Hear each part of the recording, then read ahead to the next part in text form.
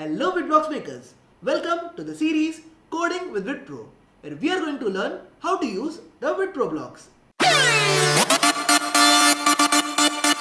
In the previous video, we learned how to get the lamp blocks to blink using WitPro. In this video, we will control the intensity of the lamp blocks and create a breathing light effect. Changing the intensity of the lamp blocks needs a different logic from what we have used so far. Here, instead of turning the lamp on or off, we'll be working with analog values. Analog values. What is that? Let us understand the concept. So broadly, there are two types of systems, analog and digital. Taking the analogy of a glass of water, if we ask a digital guy about the level of water, he will reply glass empty or glass full, 0 or 1, low or high. The analog guy will tell about the percentage of water in the glass. For example, 25% full, 50% full, etc. etc.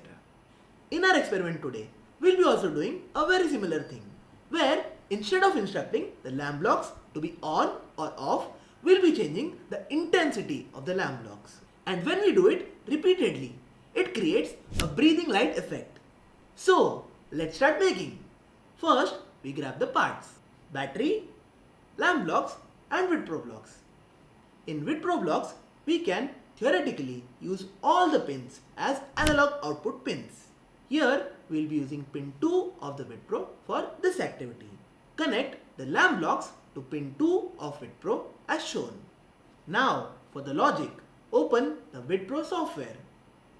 In the pre-setup menu, we specify the pin to be used, that is pin 2. Type as output and we add a label lamp. In the previous code, we created a logic that will turn the lamp on or off using the turn on pin block. Here, we will switch the lamp's intensity. To play with the lamp's intensity, we will use the change intensity block. First, instead of pin 13, we will add the lamp blocks from the variable section. The second parameter here is the intensity.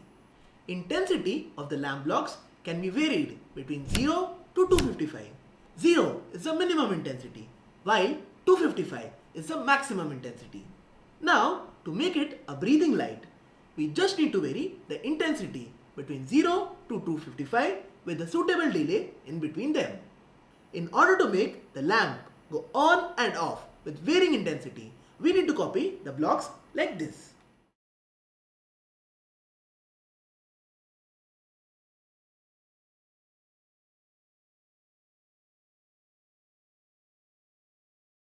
To create the actual effect, we need to copy it 255 times. So, let me introduce you to a shortcut. We'll be using another block that will help us repeat the action multiple times. And that block is the count with I block. This block counts within a particular range. Since we want to count from 0, which is the minimum intensity, to 255, which is the maximum intensity, we'll specify it as shown. This concept is called a loop in programming. In the backdrop, a repeating loop has been created that will repeat the said action 255 times.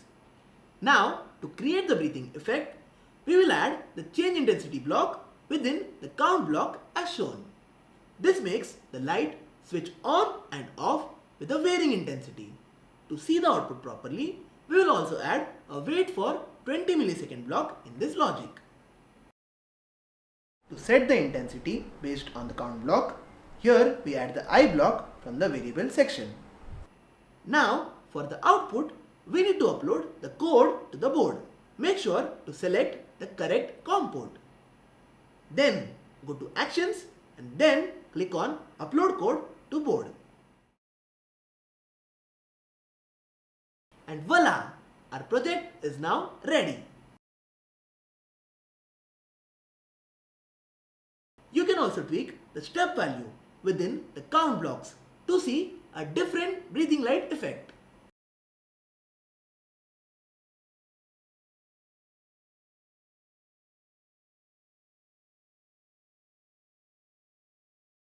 And with a few more tweaks, you can make it appear like this.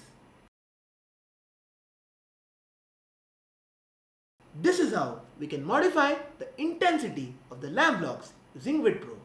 In the next video, we will control an output via an input using WitPro.